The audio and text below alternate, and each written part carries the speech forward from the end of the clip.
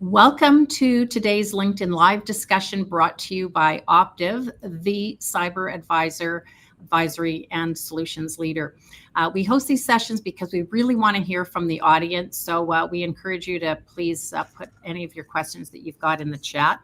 I'm Cheryl McGrath. I'm responsible for Optiv in Canada as the Area Vice President and Country Manager. And I'm also joined by Lena Dabbitt, recently joined us from the RCMP, where she ran the Cyber Command in Ontario. And she is our Executive Director in the Office of the CISO. Also really excited to have Phil Solikov as well. And Phil is the Director of Client Advisory, all of our engineers in Canada. So you've got 3 Canadians on the call today. So welcome, Lena and Phil. Thanks for joining me today. Thank you, Cheryl. So as we all know, October marks Cybersecurity Awareness Month, and we believe that's a great time to remind ourselves about how we need to maintain workplace security and how it begins with each of us. So we all have a role. So today's discussion is going to focus on insider threats, rogue devices, and also discuss some strategies for individuals and organizations on how to build a stronger culture for security awareness. So again, we'd love to hear from you. Please post any questions you've got in the chat just to get things started. I'll pose a question and maybe our audience can begin to answer that as we go through. So the question that the 3 of us would really like to know is, what is your top security concern and how have you applied cyber smart behaviors to raise awareness on your team? So please pop that into the chat, anybody who's watching, and we'll love to see your answers. All right, well, let's get started. And Lena, I'd like to start with you if I could. The reason that we're focusing in on insider threat and invisible threats is because it's still one of the top threats that we see in the marketplace, both here in Canada and globally. What are you seeing in terms of trends and hearing from clients that you're talking to on this topic of insider threat and invisible threats as well? No, that's a great question to start, Cheryl. Unfortunately, even prior to my starting with Optiv back in May, one of the topics that almost always I get asked to come speak on is about insider threat. And people keep asking me, well, what's current? Well, it's still insider threat, unfortunately. There's so many aspects to insider threat. And I think part of the reason it's such a big part of the risk and of trends that are happening and continue to happen is that it's an invisible threat. You aren't seeing it. And I can't remember what movie it's from, but it's the things that we love the most that hurt us the most. And they do. And when you look at all the ways, including things like social media presence, people are like, well, it's on my LinkedIn, it's on my company website. You have to appreciate that threat actors will not just go to your company site or not just going to your LinkedIn profile. They are looking at your Facebook. They are looking at your children's social media accounts. They are looking at everything and drawing a picture of who you are and what type of value you bring to them as a potential threat vector. Things like unsecured networks. I mean, we still live in an age where a lot of people work from home, and that in and of itself creates risk. In the old days, as I date myself here, anything that was secure, anything that was proprietary, anything to do with your work was in a very secure, closed environment, and that doesn't exist anymore. So are your employees are going in and using Wi-Fi at Starbucks because it's easy? Do they have everybody, all your children's friends? I mean, this is a common thing where people come to your house, they want to use Wi-Fi because they can't get on their data. So now you have everybody and their brother with access to your so-called closed Wi-Fi. Looking at your office workstations, where's your passwords? Are you bypassing policies at work because it's a workaround because the policy may not make sense? So when you look at it, these are all things that are front and center, and unfortunately, they've been front and center for a while, Cheryl. Okay, thank you, Lena. Phil, when we think about strengthening the human firewall, what should organizations prioritize to build a security-minded culture? And have you seen any creative ways that clients have done this or individuals at home? So when it comes to creating a cybersecurity culture, it starts from the top. Leadership sets the tone. If leadership bypasses security controls, that will send the wrong signals to your employees. So you do want to lead by example. You do want to communicate commitment to a strong cybersecurity culture specifically and explicitly. Some of the simple pieces of advice, I mean, make security personal and relatable. Your employees will respond better when they understand why behind security protocols and how to see threats directly, how the threats directly impact their roles and the industry. We want to focus on short, frequent, and interactive training sessions that evolve with the threat landscape instead of periodic annual computer-based training. You need to make it as relatable as possible. Tailoring training to specific roles, responsibilities, makes it more meaningful to your employees as well. Anything around storytelling, anything around role-based scenarios, gamified learning, these are best practices to drive employee engagement. There was one thing that Lena mentioned at an event recently around rewarding employees. And I feel like that's a great example we can bring up right now. Yeah, Lena, maybe you can let us know what you think on that topic as well. Yeah, 100%. Thank you. And Philip is absolutely correct. In any organization where the approach to, phishing emails, exercises, pen testing, anything like that is punitive in nature, you actually statistically see cybersecurity basically presence or attempts to have any sort of positive cybersecurity culture go down the drain. You actually increase your risk of being having employees be successfully phished, because if employees are afraid of being punished or even potentially losing their jobs, they are less likely to report. And that is verified. The problem with that is an incident that might have been resolved when it was much smaller and something that could be contained with mitigating it to a certain extent. Now suddenly you aren't able to do that, and it's so much bigger than it is. And there are companies, unfortunately, that talk about a positive culture and we want you to report, and then you have an employee who reports, and then they end up getting penalized, or the reaction is not what they were expecting. So you're going to have them report once, but they will never report again. And that is a huge risk for any organization to take. The goal is to reward people for bringing something to the attention of their supervisor or another employee to take a second glance at it. And what you find is they feel like they are part of the solution instead of something that is directed at them. Mm-hmm. And that's why earlier I mentioned this is about top down, and this is about creating trust and creating that culture in the industry or in the organization. 100%. And Lena, you've talked previously as well about intuition for employees. Use your intuition when you hear or see something that doesn't sound right, feel right. Right. And it's so funny because it's so hard to, how do you explain that to someone, when it sounds so flaky, but it is absolutely one of the few things we have that even AI doesn't have. It can be intuitive to a certain degree, but as a human being, we have the ability to feel and sense things aren't right. And I call that it's your subconscious, literally. I call that my cavewoman brain. And it is literally your subconscious that is picking up on things that your conscious mind hasn't picked up. And that is a very basic human trait. And so sometimes you can't name it, you can't articulate it. But what you want to encourage your employees is if something doesn't feel right, they need to come to someone else and just say, hey, can you just come take a look at this? Something about this doesn't feel quite right. And even if they're wrong, I don't care if they're wrong 5 times in a row. The fact that they're supported that 6th time or 7th time when there is actually something there, you have an employee who is confident, who is secure in their role, that they are being part of a positive culture. Because sometimes your subconscious picks up on things that your conscious mind does not. So reward people for being part of the solution and not part of the problem. That's great. Thank you. That's great advice. So Lena, we often hear that security at work starts at home. We talked about working from anywhere, although some offices are asking employees to come back into the office. However, there's many that can work from anywhere. So what should employees be thinking about that could put security at risk when they're at an office, at home, on the go? Yeah, there. That's a great question. So one of the things is there's a lot of us that have trouble disconnecting from work, even when we're on holidays, for example.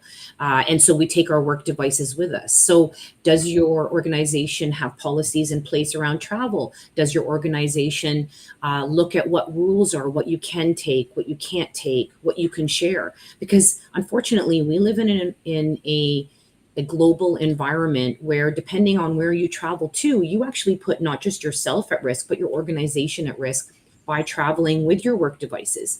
So thinking about things like not just on Wi-Fi, any public Wi-Fi, obviously, like I'm everyone says I'm paranoid, but I don't think I'm paranoid enough. But I don't travel anywhere. As soon as I leave my home, my Wi-Fi is disabled. I don't use Wi-Fi on anything. My phone plan obviously loves that. So I just run off data. But even things like when you are traveling, are you sharing too much information? I mean, you see it from even beyond the cybersecurity and the risks to your organization, the risks to your own home. When you're, somewhere and you're posting on your Instagram that you're traveling, there are people that have the ability, and it's not that hard in this day and age, to piece together that you are traveling, that you are away from home, that your dog or is at a sitter. So now they know that there is no one at your home. So you've not only made yourself a target from work, but you've also made yourself a target at home. And what happens if you didn't take your devices with you? So now someone knows that they're in your home.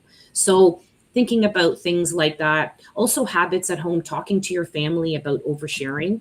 This is a discussion I have with my children on a regular basis, is not sharing too much information, going through and vetting. If I didn't know anything about me and I looked at what I was going to post, what does that telling people about where I am, where I work, where I travel, what are my habits? And unfortunately, in this day and age, you are seeing threat actors becoming more and more ruthless, where they are targeting families and family members in an effort to coerce an employee, especially someone with high value credentials, to become an insider. Phil, over to you. Another trend we're seeing more of are deep fakes. How have you seen these being used, and what should we keep in mind as red flags or indicators of scams when it comes to deep fakes? Sure. So I think it's no surprise, deep fakes are the new frontier of social engineering. They're being heavily used in financial fraud and identity theft, impersonation scams. They're being used to bypass identity verification systems. When you sign up for a new account, your information would then be sent to one of the credit unions for a verification. Even at that level, you can use deepfakes to bypass some of those systems, which only helps enable identity theft, helps enable financial fraud. Deepfakes are being used in phishing calls, fake video conferences, impersonating executives in urgent wire transfer scams. It can even be used in interviews. And there are unfortunately very public examples of people who use deepfakes to create fake online employee profiles, get jobs, and then via VPN and via laptop farms, work for those organizations and create true insider threats linked back to nation state actors.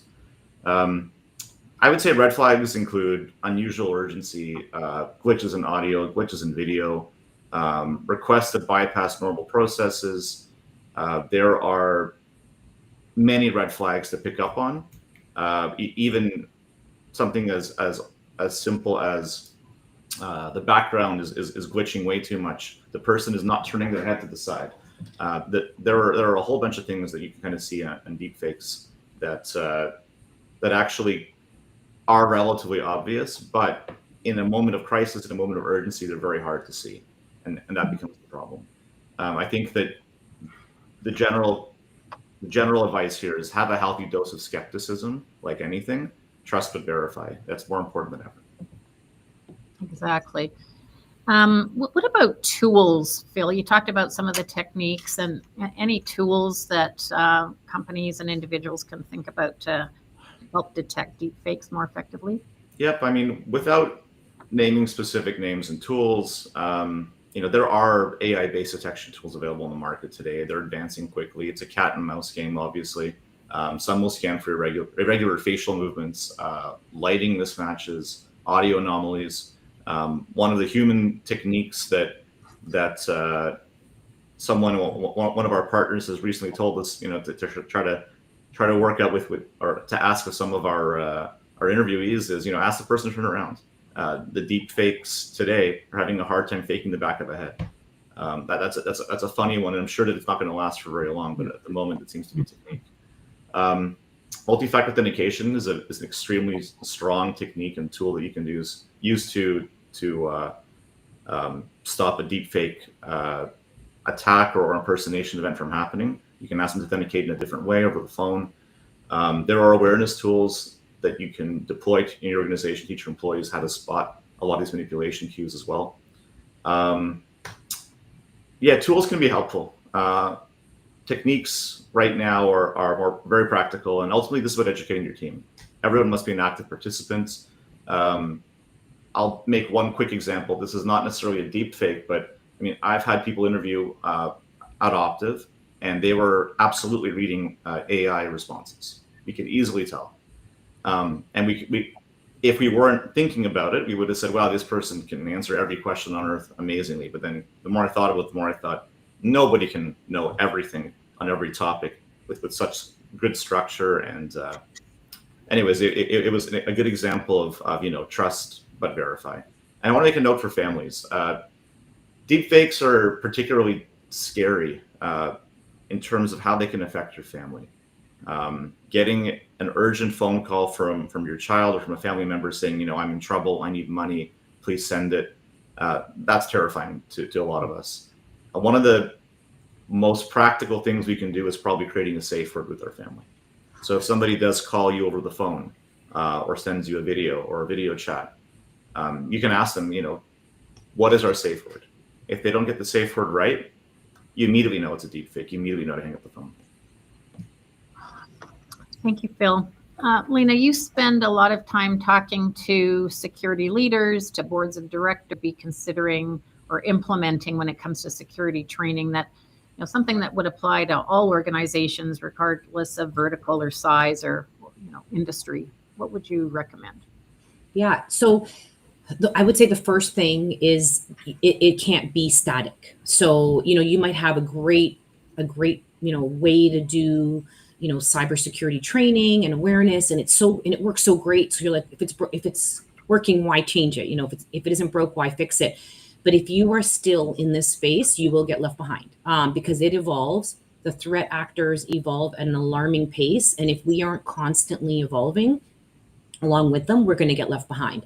So always revisiting. So, exactly what Phil said, going back once a year and doing an exercise that you've done several times isn't going to work. It's not going to cut it, because even for myself, if I'm doing, I know that I'm going to be doing a talk in a few months, I try to wait until closer to the date, because this space changes so frequently. So what might be front and center now is not going to be the trend that is impacting them. And when we talk about trends, don't just look at what's happening now. Look at what's happening in a year or 2 years. So in my mind, an emerging trend isn't necessarily one that we are dealing with at the moment. It is something that is coming down the road. So again, when you look back to the relevance of it, it has to be consistent. It also has to be something that makes sense to your employees. It's exactly what Philip said.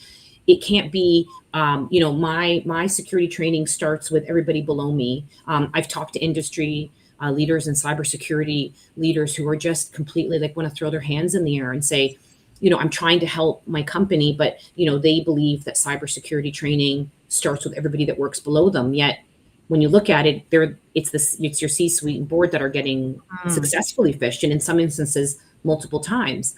So it has to be, the rules have to make sense. And if you have policies in place, and I'll give you an example. I was talking to a company and they were talking about AI, and they're like, well, we don't allow any AI on any of our devices, so we don't have to worry about the risk that's going to come from AI because nobody's allowed to use it. And all I could think was, oh, wow, this is not going to end well. So then I go and I speak to their employees, and the response I got should terrify them, because the response I got was, well, yeah, sometimes we need some answers and we can't use AI on our work devices. So we just put the information in our personal devices. So now not only are they all using AI and have a workaround, they're putting it on devices that you have zero control over. So zero visibility. And so again, do your policies make sense? Make sure that they make sense. And if they do, you will naturally get engagement from people who want to be part of the solution. Mm-hmm. Yeah, and as you said, keep ahead of it because the adversaries certainly are doing that. I'm going to transition now over to some of the questions that we have in the chat. So the first one, I'm going to ask Lena about this one. So Dan asked about how do you protect against phishing attacks with voice cloning? What would you say there, Lena? So I'm an old school girl with like old school policies. If it is something that is so significant for your organization, it should be in person. Even if it means paying for flights, paying for tickets, absolutely. To me, that's a worthwhile investment. It's a small cost compared to the cost of a potential threat. But if it's something that comes in as someone, it's similar to what Philip was saying about having a safe word for your family. Within an organization, you should have words. You should have, a way to do it, whether it's asking about, oh, did you read that book I read? What part did you like? What was the book you read? Other instances, it's going back to old school pen and paper. And now people, like if it is going to be something that's important, it's either written down or you're doing it face to face or you have a code word. Those would be my recommendations. And those are the ones I use myself with my own family. I would say this is the tricky part about social engineering also. I mean, the most successful social engineers are very good at this type of stuff, but they won't have access to all of your previous history and conversations. So exactly like Lena said, I mean, talking about things that are actually happening unrelated to that event, that's a huge tell as to whether they're the right person or whether they're somebody who's trying to advance a particular agenda via phishing. Right. But also to add to that is be careful the way you ask the questions if you Absolutely. Are going to do it, because so many people ask leading questions like, what color was the car that you picked me up in or the truck? Do you know what I mean? Like, and in Canada, we have really pretty standard colors. There's a good chance they'll guess it. But just make sure you're not giving the answer away in your question, but exactly that. Great. Thank you. Phil, so we've got a question from Joseph around cyber insurance and any regulatory requirements in general. Do you believe that we'll start seeing mandates for identity verification through biometrics or Office ID verification? At a regulatory level, I think we're far away from that. I think that I'm not certain we're going to have identity verification via biometrics regulated across any industry.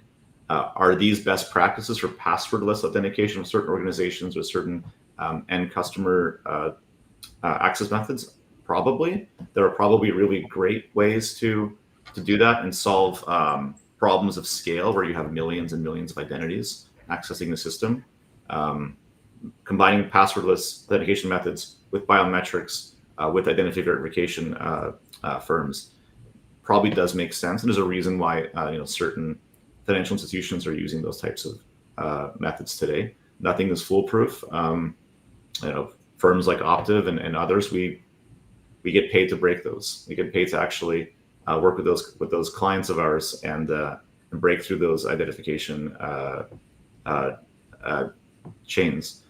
I don't foresee in the near future regulatory bodies mandating that, but anything can happen. That's true. Lena, did you have anything to add to that? No, I think, and you're right. It's funny because I remember speaking at a bank over the last year, and they were asking about voice ID, and I was like, not comfortable because I am at the point. I used to be a cup half full and believe in the good of everything, and I tell you, my last few years watching what's happening, I trust no one. I trust nothing, and I agree, and especially in this day and age, when you look at from a regulatory perspective, that is some pretty sensitive data, and I can't imagine the ability to safeguard it. You're seeing password managers under attack. So who's to say your biometrics aren't going to be, that's going to be a significant attractive target to threat actors. So I agree with you, Philip. I can't see this happening. Mm-hmm. Yeah. We also have seen individuals take their voice off their voicemail on their phones as well, because it just takes a small clip of a voice to clone it for sure. So I think this is, I'll just transition over to one of the questions that came in ahead of time. So just to wrap things up here, the last question. So I'll point this one actually to both of you. I'll start with Phil though. So how can organizations measure the effectiveness of their security training? What would you say there, Phil? Okay, I'll keep it short, running out of time. You can track phishing simulation click rates. You can measure the reporting rates. If people aren't reporting things, you know that there are issues, there are security incidents or events happening. If they're not being reported, then you have a cultural problem potentially. I would say, and response time definitely dovetails into reporting rate. So if you're reporting things way after the fact because you're unsure or you're uncertain that you should do this, then that to me is a problem of the effectiveness of the trade. Okay, Lena, anything to add there? Honestly, mine's simple. Talk to your people. Talk to them about what they're seeing. Encourage them to come to you with ideas. Somebody doesn't have to be, in a leadership position to be the person that comes up with a really unique idea. And sometimes brainstorming and opening it up to your teams and encouraging people to feel like they can contribute ideas, I think is a great approach. Yeah. Okay. Well, thank you both. And thank you for a great discussion and for our audience joining us to talk about security training and education. We appreciate everybody joining Optiv Canada today for the LinkedIn live conversation. You can connect with us at optiv.com to learn more about simplifying cybersecurity. One of the questions we get asked multiple times a day is about securing AI, and we've got lots of information we can share on that as well. Please join, take a look at optiv.com. And also we've got a LinkedIn newsletter that you can join as well or take a look at. So thanks again for joining everyone and have a great rest of your day. Thank you, Lena and Phil. Thank you. Thank you.